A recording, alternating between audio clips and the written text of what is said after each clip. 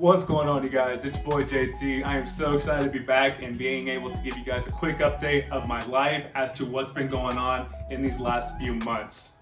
As you guys know, my name is Julian. I am a second year medical student here at St. George's University, and I am done with my second year of med school in the Caribbean at SGU. So I am so thankful for that. I got done around May 12th, and I've been back in Southern Oregon since around May 15th.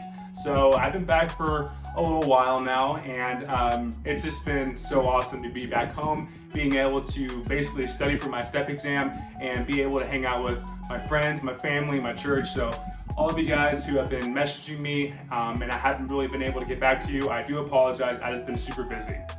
So the purpose of this video is just to kind of give you guys a quick update of my life as to what's been going on these last few months. As you guys know, many medical students, if not all medical students who want to practice in the United States, must sit for the USMLE Step 1 examination, which is basically an exam that covers the entire 2 years of your basic science in medical school. Students usually have around 6 weeks to 6 months in order to prepare for this exam, but for the most part, I have been able to study about 2 months right now. So what happens after you take the Step 1 exam and pass? Well, after you pass, you're going to go ahead and submit your preferences in order to get placed into a hospital within the United States. Me being from Southern Oregon, I want to be as close to home as possible, so therefore I picked Modesto, California to do my 2 years of clinical clerkships. But like I said, you must pass the Step 1 exam. And I know what you guys are thinking, Julian, when are you going to take the Step 1 exam? And to be completely honest, I don't really know. Right now, the plan is to take Step 1 in August 14th, but that can change. My NB&Me scores haven't been up to par as much as I want them to, and I don't feel comfortable sitting for the exam right now. A lot has changed between May and now, but don't worry, once I pass my Step 1 exam, I will go ahead and upload a video to YouTube and allow you guys to know my study methods, so hopefully you guys can gain some information from that experience. All right, now with all that out of the way, I'm gonna go ahead and give you guys some quick tips in order to succeed as a Term 4 medical student at St. George's University.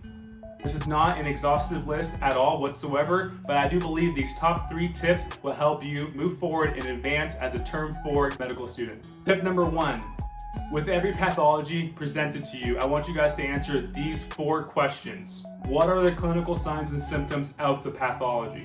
What other pathology will develop if this pathology is not treated? What is the adverse effect of the drug used to treat this pathology? And this pathology is most similar to what other pathology? SGU is going to go ahead and test you guys in a different way. You are no longer going to be expected to know the names of drugs, but rather you're going to be expected to know the adverse effects of the drugs, the mechanism of action, as well as what similarities is the certain pathology with another pathology. That is how they're going to test you. So here's an example. Systemic lupus erythematosus. Clinical signs and symptoms is that mallow rash, that butterfly appearing rash. You're going to have some arthritis and some possible photosensitivity. What can develop if this patient is not treated? Renal disease, cytopenia, and a high risk of neonatal lupus if she is pregnant. The first line treatment for these patients is going to be hydroxychloroquine, and an adverse effect of hydroxychloroquine will be muscle weakness, cramps, and polyneuropathy.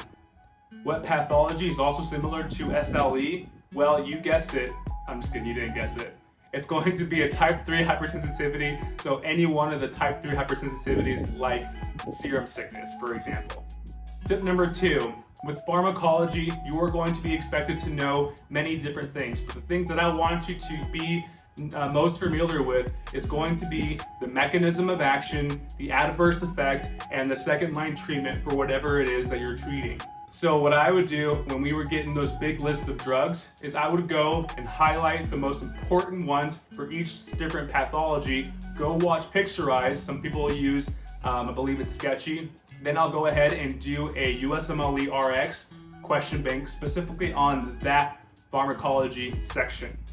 And tip number 3, please make some time for yourself. Term 4 is where a lot of students drop out. It's where a lot of students have to repeat. It's where a lot of students will feel overwhelmed, and you will too. So please, I beg you to go ahead and take time for yourself.